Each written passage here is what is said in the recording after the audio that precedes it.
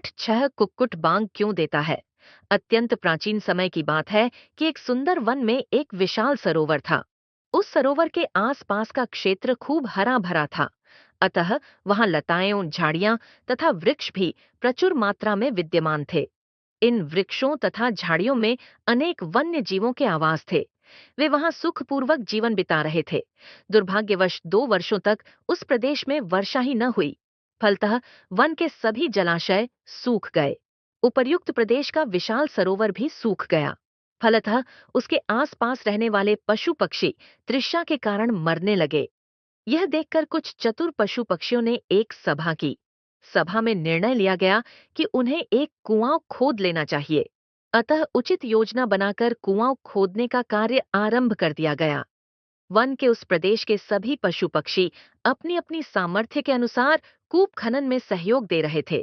परंतु एक आलसी कुक्कुट एक पेड़ के नीचे बैठा ऊँघता रहता था। उसे परिश्रम करने से घृणा थी।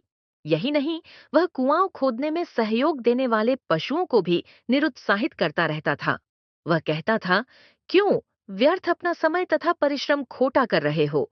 कहीं मिट्टी खोदने से भी पानी प्राप्त हो सकता है भला। परंतु शेष पशु जी जान से कुआं खोदने के कार्य में लगे हुए थे। वे इस उद्यम विहीन कुक्कुट की बातों की ओर ध्यान न देकर अपने काम में रत थे। कहते हैं कि परिश्रम कभी व्यर्थ नहीं जाता। अतः 1 मास के अथक प्रयत्न के पश्चात पानी की झलक दिखाई पड़ गई।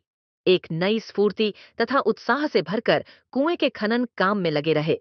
अंततः उनका श्रम रंग लाया तथा कुआं तैयार हो गया। सबने जी भरकर अपनी प्यास बुझाई तथा ईश्वर को धन्यवाद दिया। आलसी कुक्कुट भी तृषा से विह्वल था। पानी की प्राप्ति के पश्चात वह भी उठकर पानी पीने हेतु कुएं की ओर चल पड़ा। जब वह कुएं के निकट गया तो शेष वन्य जीव उसे कुएं के समीप जाने से रोकते हुए बोले, जब तुमने कूप खनन में कोई योगदान नहीं दिया तो तुम्हें इसका जल पीने का अधिकार नहीं है।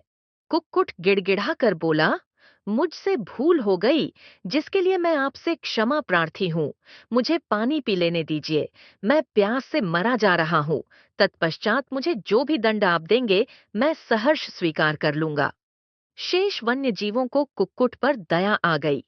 परस्पर परामर्श करने के पश्चात उन्होंने निर्णय लिया कि इस कुक्कुट को दंड के रूप में उद्यम का पाठ पढ़ाया जाना ही उचित होगा।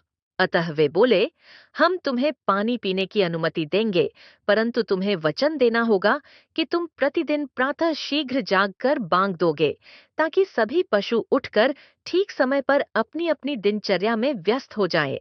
कुक्कुट ने इस दंड को नतमस्तक होकर स्वीकार कर लिया। उसी समय से कुक्कुट सुबह सवेरे उठकर बांग देने का कार्य करता चला आ रहा है। शिक्षा, उद्यम एक वरदान है, जबकि आलस्य एक अभिशाप है।